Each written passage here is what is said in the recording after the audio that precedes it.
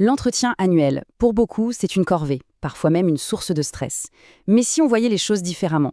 Et si en fait, c'était la meilleure opportunité de l'année pour vraiment redessiner sa carrière? Allez, voyons ensemble comment on transforme cette obligation en une véritable victoire. Regardez ce chiffre, 87%. C'est juste énorme. Ça veut dire que près de 9 personnes sur 10 entrent dans cette réunion, qui est pourtant cruciale, en subissant un peu les événements, au lieu d'en prendre les rênes. C'est une occasion manquée monumentale et on va voir pourquoi. Et la raison, au fond, elle est assez simple. Le problème, ce n'est pas le travail fourni pendant l'année. Pas du tout. L'erreur fatale, c'est d'y aller un peu les mains dans les poches, sans un vrai plan de match, en espérant que notre manager devine, comme par magie, toute notre valeur. Donc, le point de départ, le plus important, c'est de changer de posture. On arrête d'espérer être reconnu et on passe en mode démonstration. Et tout ça, ça commence par la construction d'un dossier en béton, avec des preuves solides, irréfutables. Regardez bien la différence, c'est saisissant. À gauche, on a une affirmation vague, sympa, mais que tout le monde pourrait dire. À droite, on a un argument chirurgical, chiffré, qui parle le langage de l'impact. Les chiffres, ce ne sont pas juste des chiffres, ce sont vos meilleurs avocats. L'idée, c'est vraiment de se constituer un arsenal de preuves. Pensez au-delà des grands chiffres. Bien sûr, il y a les données quantitatives, mais il y a aussi les réussites plus qualitatives. Ça peut être un impact financier, un projet mené à bien, mais aussi une formation que vous avez suivie, un conflit que vous avez résolu. Chaque élément est une brique qui renforce votre argumentaire. Bon, pour structurer tout ça de manière claire et percutante, il y a une méthode géniale, la méthode STAR. C'est une technique qui transforme chaque accomplissement en une mini-histoire super facile à comprendre. Situation, tâche, action et bien sûr, résultat. Et voilà ce que ça donne en pratique. Avec ça, on ne dit plus simplement « j'ai amélioré la satisfaction client ». Non, on démontre sa capacité à analyser un problème, à agir concrètement et surtout à générer une valeur qu'on peut mesurer. L'un, c'est une opinion, l'autre, c'est un fait. C'est infiniment plus puissant. On a notre dossier de preuves, c'est super. Mais avant même de formuler nos demandes, il faut passer à l'étape suivante, l'étape de la stratégie. Avoir des preuves sans stratégie, c'est un peu comme avoir une flèche sans arc. Voyons comment construire ce plan de victoire. En fait, une stratégie gagnante, ça tient en 3 temps.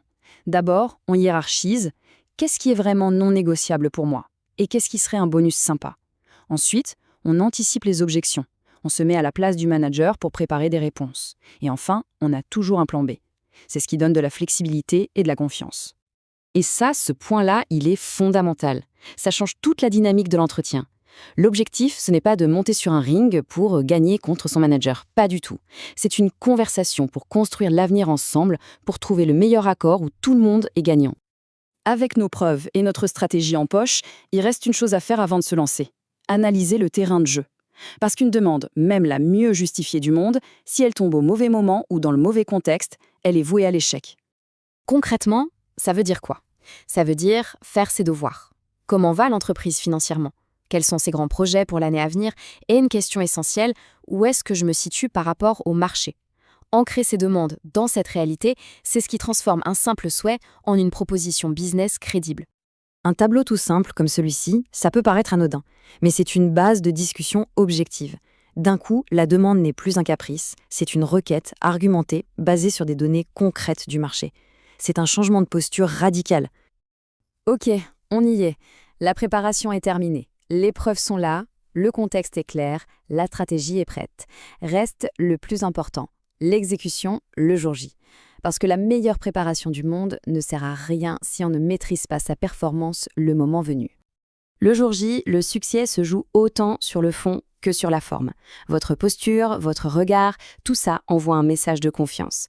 Mais la vraie clé, c'est l'écoute.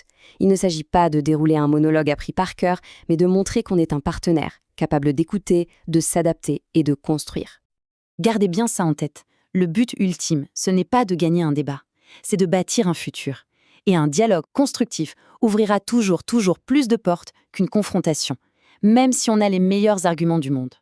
Finalement, avec ce cadre stratégique, l'entretien annuel change complètement de nature. Ce n'est plus une tâche à subir, c'est vraiment l'opportunité la plus puissante de l'année pour prendre le contrôle. La question n'est donc plus « qu'est-ce que je vais obtenir ?», mais plutôt « quelle est la prochaine étape qu'on va construire ensemble ?» À vous de jouer.